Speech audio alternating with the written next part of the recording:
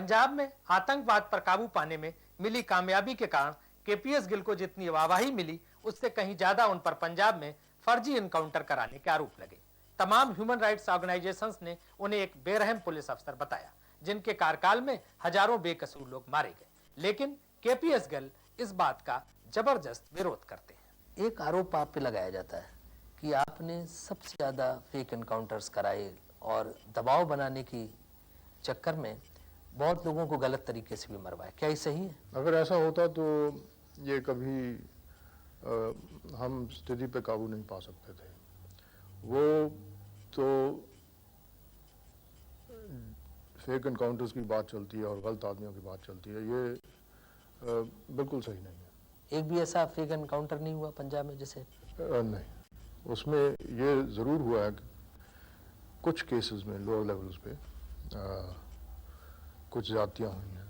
वो हमने खुद इन्वेस्टिगेट किए, कुछ सीबीआई इन्वेस्टिगेट कर रही है और कई केसेस में सुप्रीम कोर्ट ने जुडिशरी को कहा कि उसको देखो, लेकिन वो केसेस ज़्यादा नहीं हैं।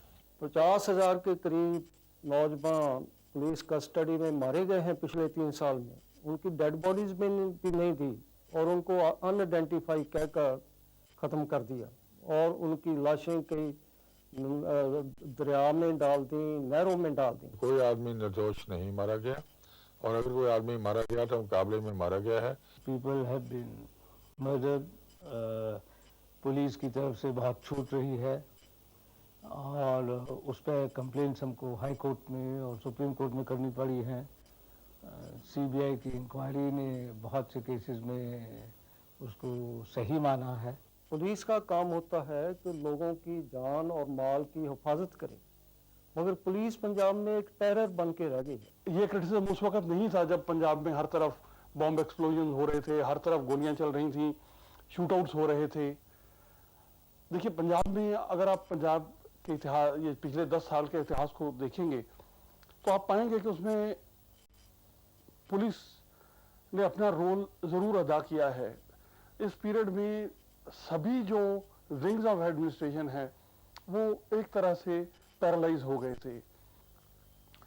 सिर्फ 3 जजेस और 7-8 मजिस्ट्रेटों ने थोड़ा सा स्टैंड लेके काम करने की कोशिश की और वो तीनों जजेस जो थे उन पे अटैक्स हुए, 2 मारे गए और 1 बच गए। तो एक तरह से पूरी एडमिनिस्ट्रेशन और या जिसको हम क्रिमिनल जस्टिस सिस्टम कहते हैं, ये क्रिपल होकर रह गया था। अब ऐसे टाइम पे कुछ ना कुछ किसी ना किसी को somebody had to bell the cat. Well, Mr. Gill did it. Gill साहब का योगदान सिर्फ इतना है कि उन्होंने आतंकवादियों से बढ़कर एक आतंकवादी पुलिस फोर्स वहां तैयार कर दी है।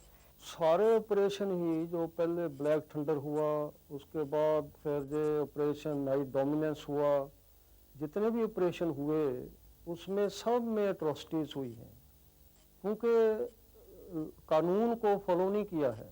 हमारी रिपोर्ट्स है आफ्टर इंक्वायरी कि पुलिस ने फास्ट एनकाउंटर्स भी कुछ हुए हैं।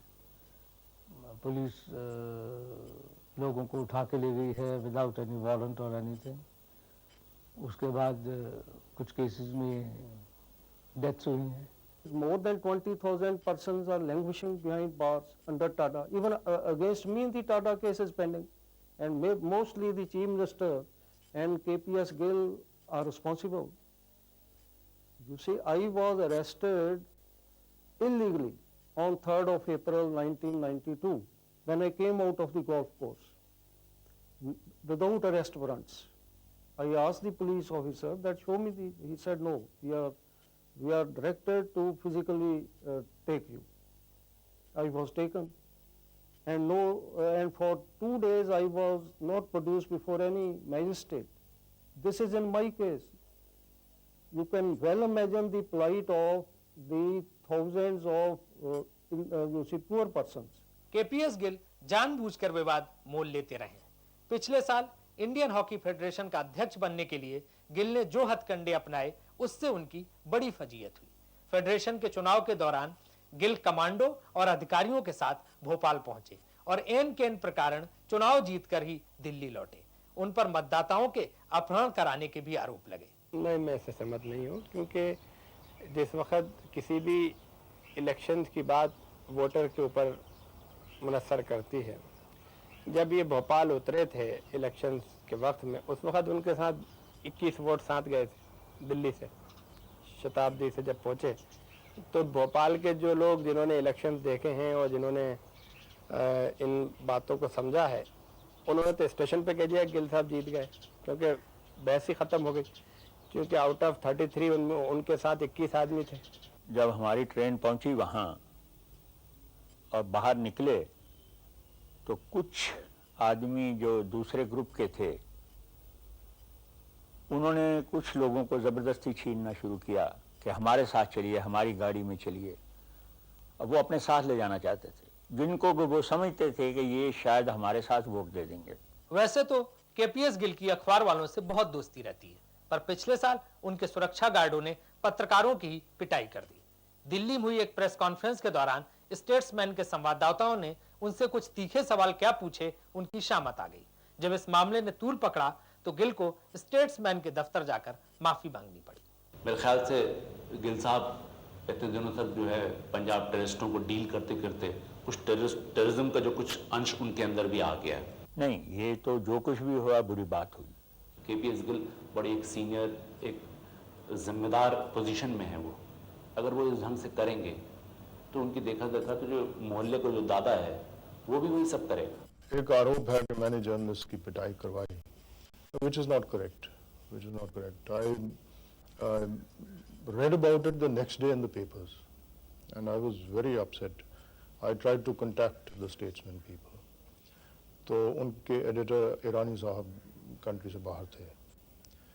Then the same day I had to go away to Chandigarh. तो उसके 3-4 दिन रोज बाद मैं आया वापस। Then I went to the statesman office. I met these two youngsters, and I felt very sorry for them. It should not have happened, जो हुआ।